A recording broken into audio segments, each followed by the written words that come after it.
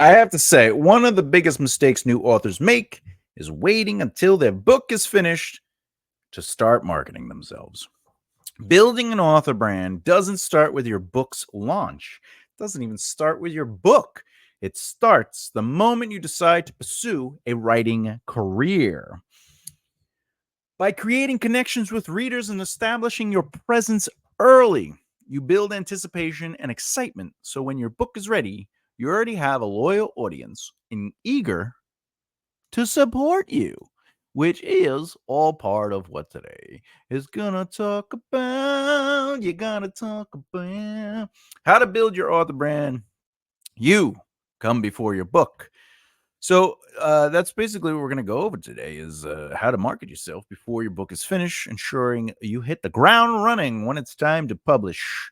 You want to have a presence, they say, because your brand is a presentation of your representation, the message you believe in, missions, morals, and purpose. And pushing a book before the message leaves you is not good. And the reason is because, well, let me say it this way. If you publish a book and market the book, and then that goes down, and then you publish another book, and then you market that book, you're actually starting over with your marketing and advertisement.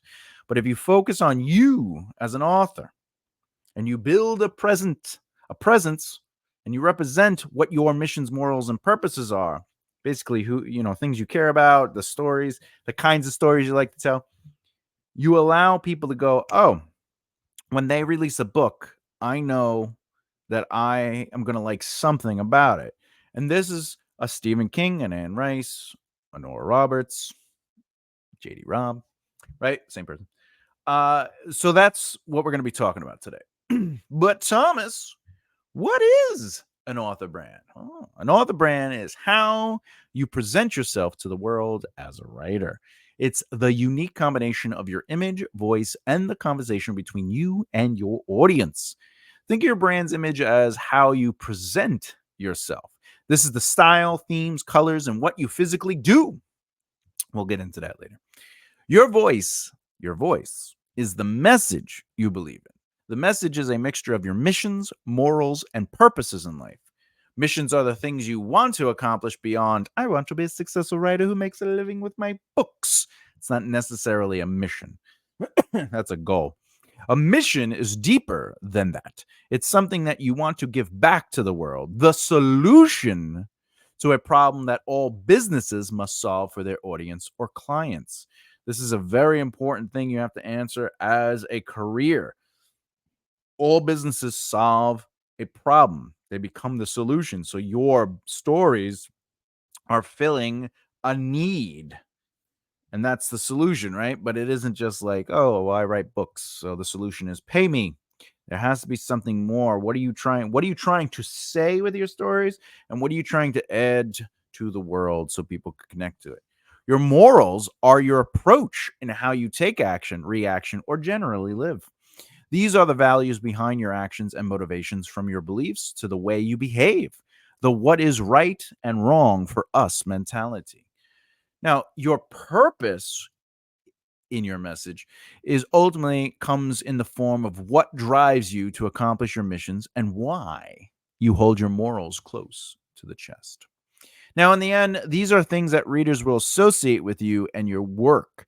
It's not just about your books, it's about the emotional connection you build with your audience through your online presence, your insights when being interviewed and being able to talk, how you conduct yourself in those interviews, and why you engage with the readers. Now, your brand helps set you apart from other writers and gives readers a reason to follow your journey, making them excited for what you'll create next. So, just real quick, your emotional connection, the emotional connection with your brand and right through your audience, whatever. When they read your books, there should be certain themes or elements that are pretty consistent in your stories, even if you didn't realize they are. There's a style to your writing, the way you utilize your chapters, your characters. Do you have headings, no headings? The lengths of your books, the depths. Are you a world building freak? like Brandon Sanderson, or are you more of character building, Martin, who likes to kill his characters when people love them, right? Uh, but that's the surface level stuff of your brand. That's just something that people go, oh, all right, that's the kind of stories they write. Like Stephen King, Small Town, whatever the case. Steven Spielberg, when you see his movies, there's always a child innocence to it. It has a story of some sort of youth or a youth perspective. Even in Jurassic Park, you have the kids, right? So there is a brand to it, right? But additionally, your job is to establish the things that matter to you so they can see you and connect to you. And that's why interviews are so important, because then you can talk about things and your perspectives on things. So but Thomas, why is that important? Well, your author brand is more than just a tool to sell books. It's about establishing yourself as a trusted voice in your genre or genres. If you're not noticed, the market is saturated. Oh, I should say, let me repeat that. If you've not noticed, the market is saturated with plenty of options for potential readers to be drawn to. You're not the only author out there. But honestly, readers are looking for more than just a good story. They're looking for authors they can connect with emotionally, whose perspectives, insights, and unique voice connect with them on a personal level. There's a really, Neil Gaiman right now. A lot is coming out, which is influencing. I'm going to use it more in a business term. It's a terrible thing that's going on with him, but um, Neil Gaiman's brand, the way we perceive him, had a very specific thing to it. We looked at Neil Gaiman very specifically, and then this horrible, terrible thing happened, and now we look at his brand differently, and he's losing TV shows. He's people aren't really supporting his books.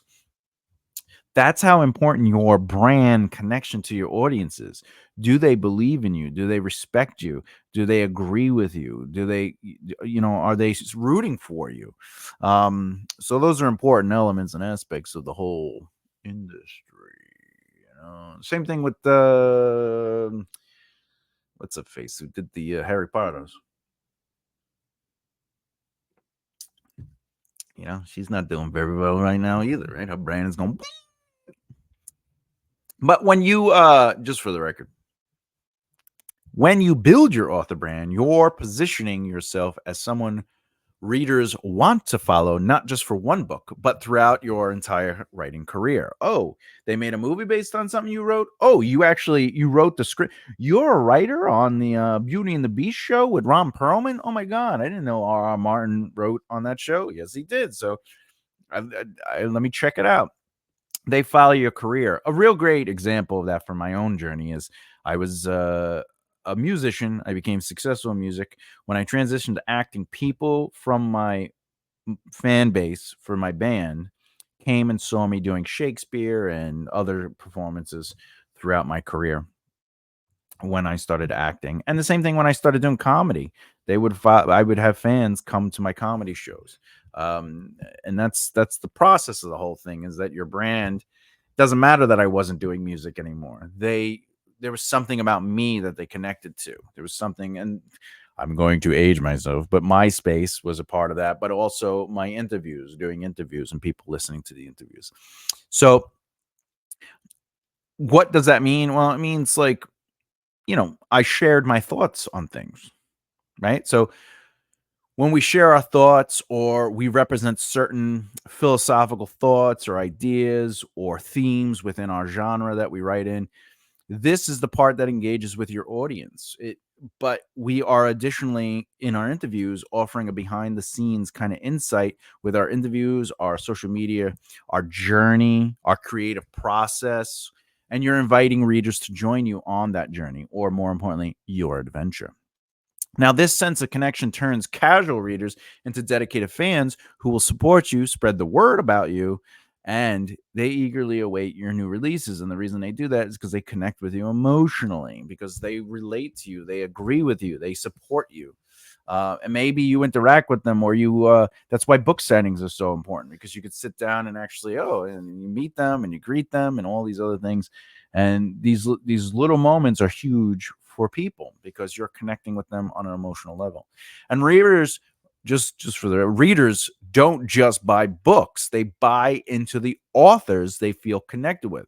Otherwise, people would probably still be buying Neil Gaiman confidently and publicly, right? They would be supporting him still, but he did something immensely terrible. So now they don't. But people are hurt. They feel betrayed by Neil Gaiman because they supported him so much, because they loved him, because they admired him, and now he did something terrible, and it destroys their connection to it because they feel emotionally betrayed. I know that's a little darker than what but the idea is like your brand, you're building relationships. It's not about your. If it's only about your book, you'll never connect with people. It's very difficult because you're putting something between you. You're like, here, the book is. Pay attention to the book. I'm not. Don't pay attention to me, right? But ultimately, by developing your brand early on, you're building a relationship with the audience, which allows you to present opportunities for purchase. People are like, oh, you have a book coming out? I want to. Like me, I do these videos, and you see real time examples of my writing process. You see me writing out actual prose. You see me working out the outlines. You see me breaking down stories. You see me looking at certain things. So that's a part of the connection is I care about the community and I'm trying to help the community, and these are free avenues for people to elevate themselves, right, as writers. But at the same time, people get to see a taste of what it is I write about, and the style in which I write, and that's a way to connect with people. Okay, building your author brand. All right, let's talk about it. First, we're going to touch on some social media stuff, and then I'm going to give some quick tips, and then um, I'm going to talk about how to actually develop how to develop your brand. So the first thing is Instagram and Pinterest. Every avenue, every platform has a purpose. They're not all the same purpose. Instagram and Pinterest are ultimately visual platforms. So if you're doing fantasy or sci-fi or even romance, this is a great opportunity for you to showcase your art for that world. So if you have character, works or landscapes or maps, it's a good way to show it that way. But it's also a good way for you to show yourself and show yourself in the process of doing these things or whatever the case may be. But Instagram and Pinterest is a great way to be like, this is the world, right? But you could also show yourself dressing up as the characters. You could show yourself, meeting with the artists. You could show yourself, whatever the case may be. Maybe it could be since Instagram has reels, you could talk about why that's the style of the character or what connected you to that art. And fantasy readers, for example, they love visually rich content. The maps of our fantasy worlds is a big draw. Character sketches, all that stuff, the behind the scenes peeks into your creative process. And Pinterest basically does the same thing. But some ideas that you could do for engagement on Instagram is basically you post concept art, mood boards. You can shorts or snippets of your writing to spark conversation, right? Especially world building ideas. Pinterest is the same thing. You could create literal boards that are dedicated to inspiration for my novel or fantasy world building, right? And it could just be images or things that sort of like keep you going, right? That's why it's also good to create like this is my playlist, my writing playlist or whatever the case may be. Twitter is more of a vocal thing. This is a community of conversation, and it's about discussion and real-time interaction. So this is where conversations about books, publishing, and the writing process happen. People are just there and there, So you might want to increase your brand engagement. You could participate in weekly writing hashtags. You can interact with people. I don't recommend always asking things like, "What's your favorite writing challenge for now?" Right? But if you could put it into your voice, for example. So if the question is, "What's your favorite writing challenge right now?" Mine's definitely keeping character motivations consistent. and then writing, writing hashtag. Let's see if I can fit this in the. All right. So do. If this is your post, right? And this is what you tweet. What's your favorite writing challenge for now right now? Mine's definitely keeping character motivations consistent. Hashtag writing community. It doesn't necessarily have a voice to it. So if I was gonna write it, uh right here's a touch of I could leave that. I could leave that. I could leave that. Cancel. Uh but here's an example. My characters are at it again, challenging me by pushing back because I'm throwing everything except the kitchen sink at them. How do you deal with challenges when they come up? All right. If my writer's voice, it might, for me, I could also, there's another variation where maybe this one didn't fit all the way, but I found myself dealing with the pushback of my characters, Darian especially. Him and his signature twisted brow raises assured me that he's willing to go for it, even though he's questioning if it's really a plan. So what that does is, I had to add the rest because it didn't fit. What that's doing is showcasing not only the character's personality, but my personality, like my writing voice, my brand. And then it's showing a character that's in the book and his personality. Right. So that's one of the ways you as a writer can showcase your skill set while also creating engagement. And then of course, when it comes to Facebook and TikTok, Facebook has groups where you can build your audience there, and you could have them private or public, and it allows you to create conversation not just about your book but about your adventure, and maybe getting involved with the community, helping other authors and stuff, especially in your genre or subgenres of that genre, kind of create a discussion. uh, Now on TikTok though, you should be showcasing your skill, your writing process, your reading expectations. You could read excerpts, like for example, the 5 things I love about writing fantasy, and then like that's right. So like if you watch my shorts or videos on TikTok, or even my shorts on YouTube, I do that. I do just quick videos. That's all they are. They're just quick videos. I have my personality in there, and I talk about things that are more like just subjective, right? But I do have objective tips and tricks and things like that as well, but they're very quick because it's a short form. Now, TikTok is becoming a little bit more long form. They want people to stay on it for a little bit longer. So you could take YouTube ideas and sort of like orchestrate it into it. But you gotta it's all about creating your personality. It's about showcasing your value sets and your abilities and skills, and it's about connecting and interacting with your audience, which brings us to 4 quick tips for success across all platforms. Consistency is key. Post regularly, but don't woo, woo. Post regularly, but don't overwhelm you. So if it's not worth it, I like to plan. I like to plan out my posts, and then what I'll do is I spend some time, I schedule some time, and then I write out my my uh, my posts. But I also leave time for me to be able to post whenever I want to. So if I feel if I indulge in the social media world, even if I have scheduled posts, I still will not stop myself from posting randomly if something happens or something above and beyond the story happens. Now, the other thing is offer value. Don't make it all about self promotion. Those, buy my book. My book is available. It's awesome. That's called pushing.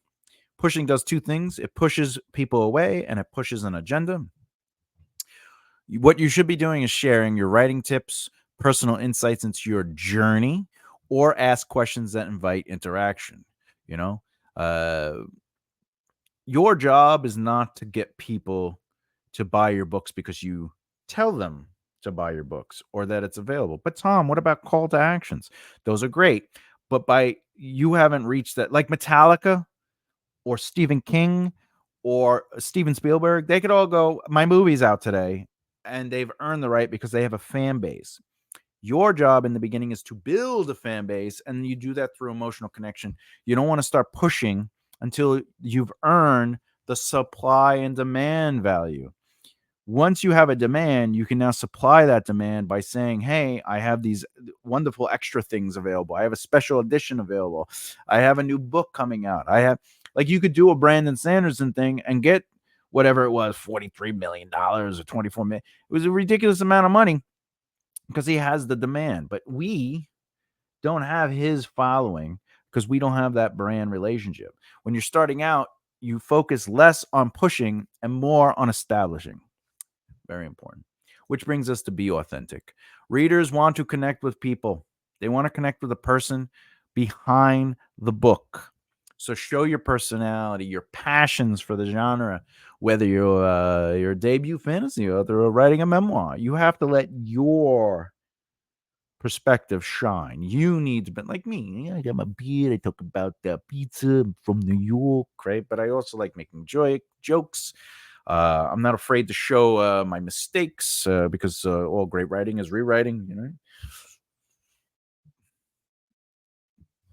I try to have a positive attitude on my comments. Right? Engage with your audience, which brings us to engage with you. And you got to respond to comments. You got to start conversations, and you got to show genuine interest in your readers' thoughts and opinions. Brings us to a bonus fifth one. What you do is who you are. Again, if you believe in something, you have to do that thing. So you have to get out and about and show people who you are. What you do is who you are means that you need to represent your brand through presentation. Or, so if you believe in helping people, you have to help people. If you believe in community, you have to elevate and build a community. If you believe in helping the homeless, go out and help the homeless. What I recommend not doing, though, is using a cause to push your agenda. If you believe in mental health, there is a difference between using it to build your views, listens, or sales, and then talking about your mental health journey or how mental health has impacted the people in your life. If and I've seen people post their book or brand or whatever and use it to elevate their product.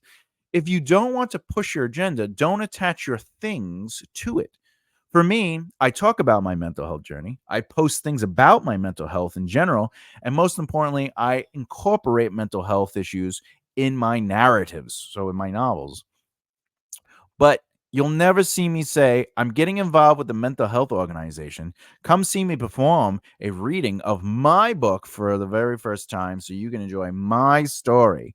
Because that's not really about the organization. It's about me then. Right. So even if I was a band and I'm like, oh, I'm working with this organization, come to a show. The show's going to be awesome because my band is playing and it's going to be a song that I wrote. It's one of my songs and I get to perform my song for this thing and mental health too. Don't forget mental health. But if you post things to help bring awareness to mental health, or you post things that have options for people, like for example, like if you talk about um 5 books that helped you work through mental health, or like those are great. That's great stuff. If you talk about your mental health, that's great. If you try to break the stigmas around mental health, that's great. But if you go, hey, my book is going to donate money to this organization, so buy my book.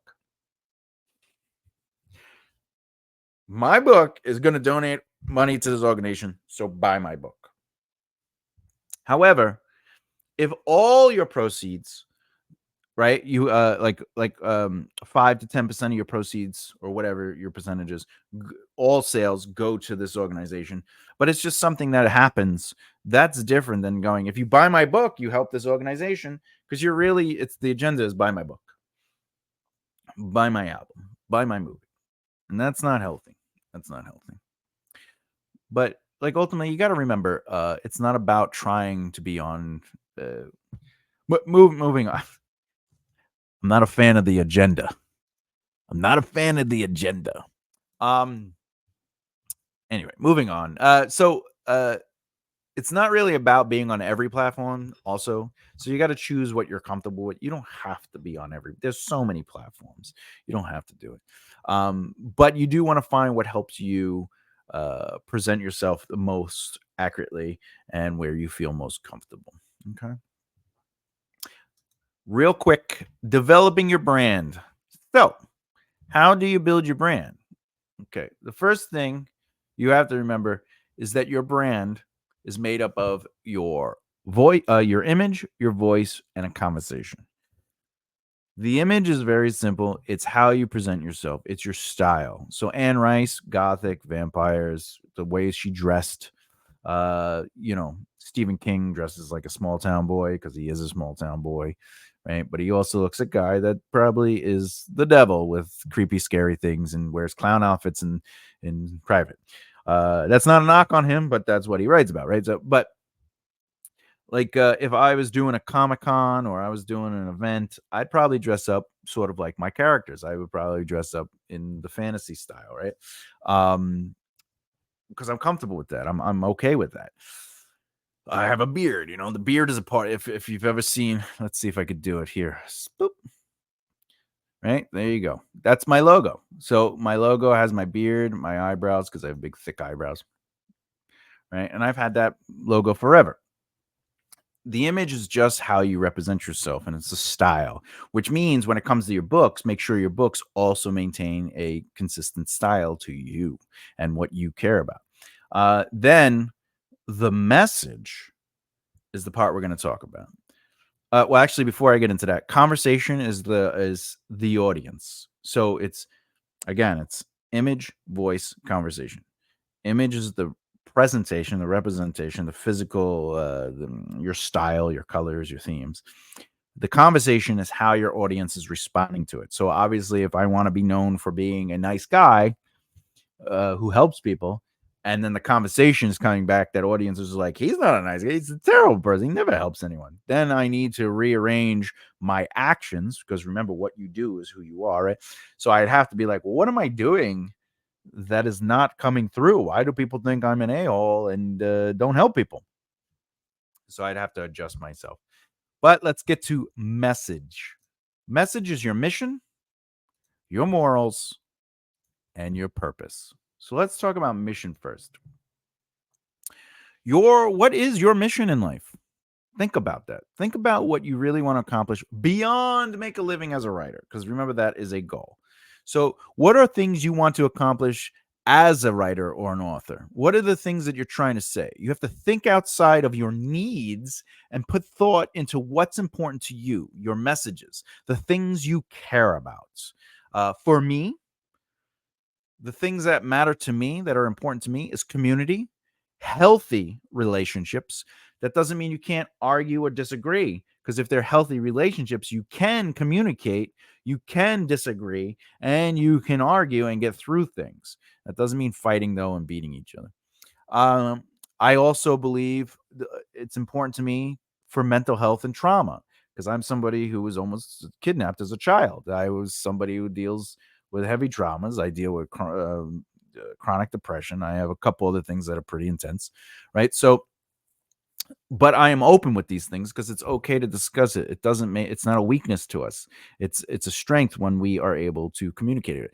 And now I'm not saying if you can't communicate it, you're weak. I'm saying that my message that I'm trying to communicate is, let's be comfortable working through our traumas and talking about our traumas and trying to heal from those traumas, and maybe finding other people that can speak with you and you can relate with, right? Other things that are important to me is underdogs and pushing back against bullies. I hate bullies, right? Loyalty, compassion, and love is another element of my life. These are not just my books, but I have elements of these ideas in my stories, from the TV shows that I worked on, that I created, some of the movies that I worked on, the books, obviously, my comedy, right? As dark, dirty, and silly as some of it was, the depth of it was actually about these commentaries, right? The things I get involved with in my everyday life. Team Rise Together is a nonprofit that I own. That's about working together, growing together, rising together. That's about community. It's about healthy relationships, about helping each other. It's about the underdogs. It's about pushing back against the bullies, which is the system, right? Loyalty, compassion, and love. That's all about the nonprofit. So the things I do are a part of that. Another big thing is having faith. If not in a higher power, then yourself and those around you. So faith doesn't have to always be highly religious. It can be about having faith in something, somebody, others, community. Another thing is communication. And then, of course, pizza. Okay, that one kind of slipped in. All joking aside, though, a mission is my mission is to elevate these things and show that through communication, people can rise above situations. I want to bring light to mental health, to break stigmas, and give people hope that talking about it can lead to healing. It's all about communication, it's all about healthy contact. So that's why I'm polyamorous, and I'm about open love, and then I'm about connecting with people, and then I'm about just experiencing existence. Brings us to more, which is another thing that's very love and the relationships are very important in my stories and the things I handle. Morals. Now, how do you conduct yourself? Are you a loyal person? Do you believe that if you say something, you stand by it? Are you a person of your word? These are morals, your moral stances on your behavior and how you approach things. For me, it's the things that match my mission, but from inside me. I believe in open communication. So one of my morals is to communicate openly and honestly. It's why I'm okay talking about a lot of stuff that I've gone through. I'm okay challenging the standards or the biases or the misinformation. I'm okay with that because that's another thing. I despise misinformation. I despise people being used, the bullies, fighting back against the bullies, right? Other things, it's like this is the thing. Why I believe in open communication and honesty is like, what's the worst thing that could happen if I tell the truth? Is the truth so bad that I can't tell it? Well, should I have done the thing if it's bad to openly admit to it? And I'm not talking about lies like I have a surprise coming up, so I don't want, so I'm gonna be like, oh yeah, no, I wasn't where you thought I was. I was right. Like if you're trying to do something nice for somebody and you want it to be a surprise, that's not lying. That's not manipulating. That's not, you're doing it because you love them and you care about them and you want to give them something beautiful and you don't want to break the surprise, right? Especially if it's going to be something that they've wanted forever or it's a vacation that they've always dreamed of going. Like, oh, here's some tickets to Sicily, you know. But but the thing is, when you do, like, what are you afraid to say? Why are you afraid to say it? And it's okay, by the way. I'm just talking for me. This is my brand. This is my morals, right? Which brings us to purpose. You have to think about what drives you. Do you have an agenda that goes beyond your own personal desires? How are your actions adding to the world, or is it about you finding success? These are questions you have to ask. Are you doing it for more than just success in the sense of like, well, I just want to be wealthy. I just want to have my books sell. Or is there a deeper driven purpose? For me, my purposes are straightforward. I am the change I want to see in the world. So community is important and grow, and so is growing up. You know, when I was younger, I used to get bullied, right? But I deal with pain and seeing people being cruel to others. That hits me hard. It's not really, it's something I struggle with because I hate bullies. I hate people getting taken advantage of. I hate when I know people are lying because they told me the truth, but they're faking it until they're making it, or whatever. They get married and have kids, whatever the case may be. Like when you know the truth, when you're like, but you are a serial cheater who loves the like, like so my purpose is to leave this world a little better than when I entered it, even if brings community to a small group of people. It doesn't have to be the whole world. It could just be a small group. But I also believe in world unification, that we are all one people and that we should all be helping one another, and not just the United States. Not just Canada helping Canada. It should be about the world, like Earth and a community, and that's something that I believe in deeply. Being lied to hurts for me. So trust is a thing that must be earned. And if telling the truth, taking accountability, or accepting the honest approach, maybe, just maybe, others will feel comfortable and free to be the same around me and ultimately to those around me. So basically, if I'm honest with people, maybe they'll feel comfortable being honest around me, because lying sucks. Lion sucks. So just to clarify those couple of things, your job is to try to figure out what your mission is. What are you trying to do for the world? What are you trying to add to it? What are you trying to say? What are you trying to influence? Right? What do you want to elevate in the world? Your morals is how you approach it. It's your beliefs. It's it's the things you believe in that influence your behavior, right? And then your purpose is what's driving you. What is the deeper motivations? What is the change you want to see in the world, basically. So final thoughts. Consistency is the cornerstone of building a successful author brand. You don't need to spend hours each day promoting yourself. Hey, look at me. But showing up regularly is important, whether through social media posts, blog updates, or engaging with readers. This all helps you establish an approachable presence. The key is to integrate this into your routine in a way that feels sustainable for you emotionally, physically, and mentally. So, spending just 15 to 20 minutes per day engaging with your audience or sharing content is enough to build meaningful relationships and keep your audience excited, especially in the beginning. This process doesn't have to be overwhelming. Start by picking one or two platforms that you enjoy and that align with your audience and your comfortability. Make a content calendar to organize your posts and decide what type of content works best for each platform, whether it's sharing writing tips, responding to reader questions, or offering behind the scenes insight into your writing process. Because remember, what we do might not be what other people do, but they might be stuck and be like, oh, maybe I could try that. Here's a very simple thing you could do. So before you post anything, write out a month's worth of content, which is basically 3 days a week. So Monday, Wednesday, Friday. And you know what? If it takes you a month to write it out, so be it. Just don't post anything until you have the full month mapped out. Just spend it. You don't, you're not being consistent right now, or maybe you're behind, or maybe you're overwhelmed. You could stop and just build up a catalog of a queue, one might say. So, if it takes you a month, it takes you a month. For me, what I actually do is I spend 30 to 60 minutes a day writing out social media posts in advance, just so I have a backlog of posts. I do that Monday through Friday. Then, once I have that queue filled up, then I can start posting it whenever I want. And usually I just copy and paste it, and I do some adjustments if I want to. And then ultimately, I schedule out my month, or as far as I can, on the social media. P.S. When my alarm goes off, I stop and then I continue the next day. It's not about finishing, it's about starting and doing.